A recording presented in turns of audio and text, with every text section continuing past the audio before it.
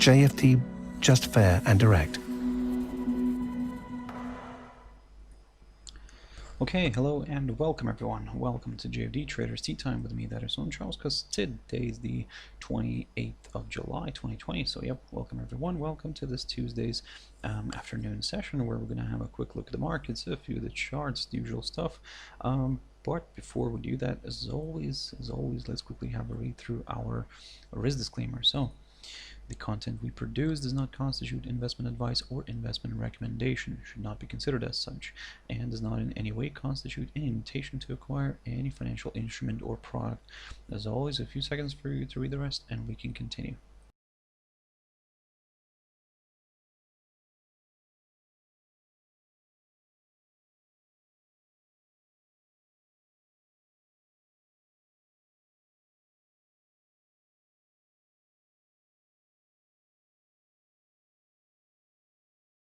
Okay, so now then, also just before we jump into the charts, quick mentioning of our JFD YouTube channel, to which you can always subscribe to in order not to miss any of our upcoming videos, and of course our JFD Bank website, and specifically our JFD research page, which we also update on a daily basis. So yep, feel free to visit us here on jfdbank.com and click on the research tab right there on the top.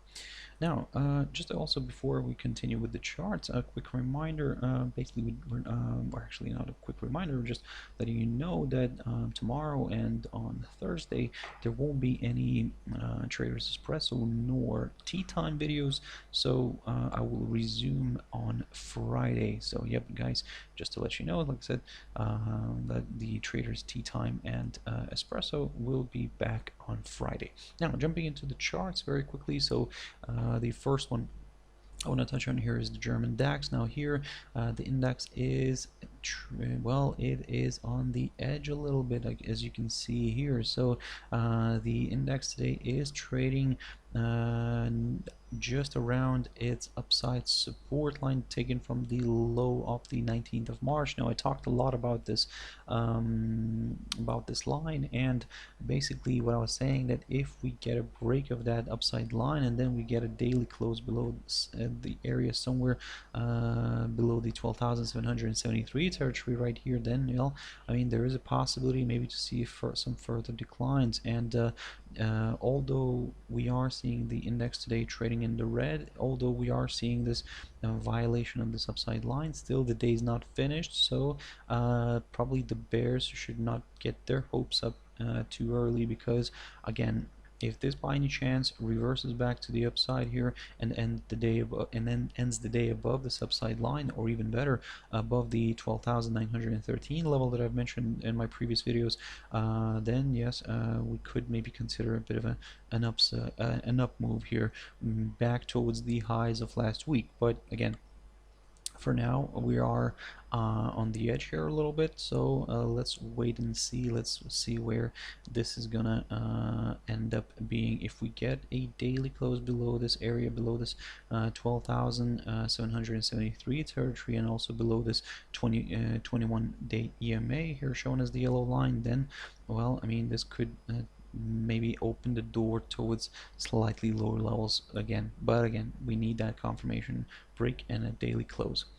Now jumping into NASDAQ 100, and the index is was yesterday trading in the positive territory. As you can see, it made its way back above this upside support line taken from the low, the 23rd of March, and basically all this is kind of working out nicely according to the plan, and according to the idea that I was talking about previously, that in a way, for us to get excited with lower levels, we needed to see a nice daily close below this 10,307 zone. So I've mentioned this in my previous videos, but we only got a test of that area, but we didn't get a daily close below it. So you can see that this is kind of the result that we had here. The index reversed back to the upside and kind of made its way back above this upside line. Now, looking at the cash index and where it's currently balancing at, it's slightly below where it closed yesterday, but not far from there,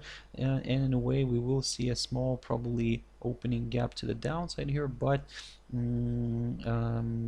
still kind of probably will remain above this upside line, which kind of suggests that maybe the index is not ready to move lower. And another idea that I've mentioned yesterday for you guys was that I was telling you guys to keep a close eye on this area here, this 10,307 zone that I've mentioned just right now, because not only that it could have been a nice kind of if we would see a daily close below it, I mean this would have confirmed probably a possible double top pattern here, but the fact that we managed to get a rebound, and what I was saying yesterday, that if we'll get a nice rebound from this and a push back to the upside here, then we might be getting ourselves here into a range. So again, we'll keep that idea in mind, especially if it travels higher here, tests this area somewhere near the 11,000 mark, and then reverses back down. And if so, then yes, of course, we will be getting ourselves here a nice wide range. But again, for now, basically what we can do here is probably stay cautious. Yes, the fact that it's still looking at the cash index, that the cash index is still balancing above this upside line, then yes, of course, that kind of gives a bit of hope here for the buyers. But still, yeah, like I said, if what I was saying previously, that if we get a push back above the 10,843 territory somewhere around here, then yes, we will aim for that upside. But again, it might get limited somewhere near this psychological 11,000 zone. So something for you guys to keep in mind. Now let's have a look at gold, and gold is, well, I mean, it could be forming a possible doji here, but again, it's too early to talk about that. We need to see how this day is going to end. And this morning I've mentioned gold as well, and I was telling you guys to keep a close eye on the 1944 zone, because what I was saying, that if the bears managed to kind of somehow push this one all the way back below the 1944 zone, and we see a daily close here below this area. Now this is where there could be a bit of concern about a possible further move higher. We might get that that little correction that we were expecting here a little bit earlier, and we could see this one drifting towards the psychological 1900 level again. Now as you can see, the commodity did drift in that direction today. It came close to kind of testing the psychological 1900 level, but kind of then reversed back to the upside. And now, like I said, it could be forming a possible doji. And if it does that, then well, I mean, we could see a bit of a reversal here going into the next couple of days. If that happens and the price starts falling below the below that psychological 1900 zone, then, well, I mean, we could possibly see a test, or we could see a test of this upside support line taken from the low of the 20th of March. So for something for you guys to consider. Now, in case we get a nice daily close above the 1944 territory, then there's still hope that the buyers could lift this one again, maybe going towards the 1981 zone again. But to be honest, let's probably wait this one out. We did have already a good rally. Of course, we do like that psychological 2000 mark, which in a way could get reached easily. Yes, if, like I said, if the buying suddenly picks up again, and we get a nice, first of all, get a nice daily close above this 1944 territory, and we then get a nice push above the current highest point, the current all-time high near that 1981 zone, which was reached today. So basically, in other words, a nice good push above the 1981 territory would confirm a forthcoming higher high, and of course the next target is that psychological 2000 zone. But again, a lot of barriers need to be broken here, so let's probably be very careful at the moment. Now, Bitcoin. I talked about this one, and this morning I also mentioned Bitcoin. That was what I was saying, that in a way, if this barrier continues to provide support, the 10,933 zone continues to provide support, then there is a chance for Bitcoin to climb back, or should I say continue climbing higher. You can see that today we did get a break of this area, and the crypto drifted lower, but didn't really tested this key area of support, which just recently, just yesterday in the beginning and last week, was still acting as a good area of resistance. Now, so what I was also saying, mentioning this morning, was that if we get a drop back below the 10,398 territory, somewhere around here, then yes, that's, by the way, the highest point of June, then yes, we could maybe consider a bit of a decline here and a move back down towards the towards this downside line that I talked about as well previously, this downside line that got broken, and yep, we would take it from there. But again, as you can see, the bulls managed to lift the price back above this barrier, above this 10,933 zone. That's, by the way, the highest point of September 2019. So if it stays here, then more buyers could be joining in here and potentially driving this one higher. Now, jumping into US dollar against the Swiss franc, and this is what I was talking about this morning. I was telling you guys to keep a close eye on the 0.9184 territory, because initially it was showing some willingness to kind of go for a bit of a recovery, but as you can see, the bears are still dictating the rules here, and yep, the pair is drifting back below the 0.9160 0.9184 zone. It is pushing further south, so now, of course, the main question here is, and will it actually stay today below this? If it does, if we see this daily candle remaining below this barrier, below this lowest point of March, then the next target for us is, and let me just scroll back here into history, and the next target for us could be this one right here, the lowest point of May 2015, and that's roughly around the 0.9073 zone. So keep your eyes on that one, guys. And of course, if it continues to slide, then we do have that psychological 0.90 level as well. But let's go step by step. First, we will aim for this lowest point of May of 2015, and that's which is roughly around the 0.9073 mark. But we need a nice daily close here. We need to see this daily candle remaining below this barrier, below this lowest point of March.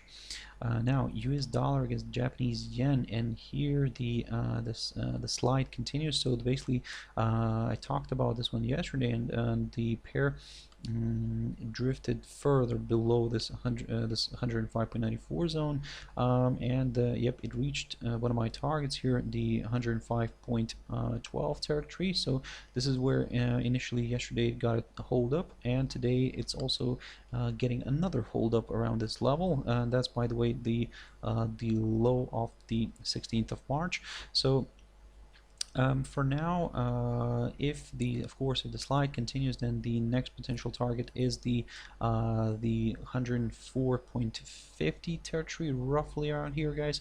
That's near the low of the 13th of March. So like I said, we'll go step by step. We're not gonna drag this one way too much to the downside, just in case the whole kind of risk sentiment improves and we get a nice risk on back into the equity markets, and yep, then we may see this pair reversing and pushing to the upside again. So that's why let's go, like I said, let's go step by step.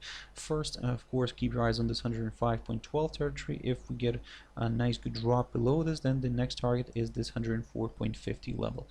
In case this pair reverses sharply to the upside here and climbs back above the 105, or even let's probably round it up here towards the 106 zone. If it climbs back above this 106 territory, then yep, we could go for a bit of a larger correction here, because the reason why I'm saying correction, because we're still trading below this downside line taken from the high of the 24th of March. Now, jumping into GBPNZD, and finally, so basically I talked about this pair last week, and what I was mentioning as well, that I was telling you to keep a close eye on this 1.93 22 zone, which is the high of the 21st of July. And as you can see, oh, and by the way, that's the highest point of July. So basically, the pair is created already a new high for July. It managed to overcome this barrier. So if the pair today stays above this 1.9322 zone, then yes, of course, we will continue aiming to the upside for the upside. And the next little obstacle to keep in mind here could be around the near the high of the 24th of June, which is around the 1.9475 zone, and slightly above that the 1.9638 level is also an attractive one, and that's basically the high of the 12th of June, guys. So some good potential targets here, but let's keep an eye on this daily candle today. If we get nice, if we see the daily candle staying above it here, if the body stays above this barrier, above this previous highest point of July near the 1.9322, then we will aim then for the 1.9475 zone.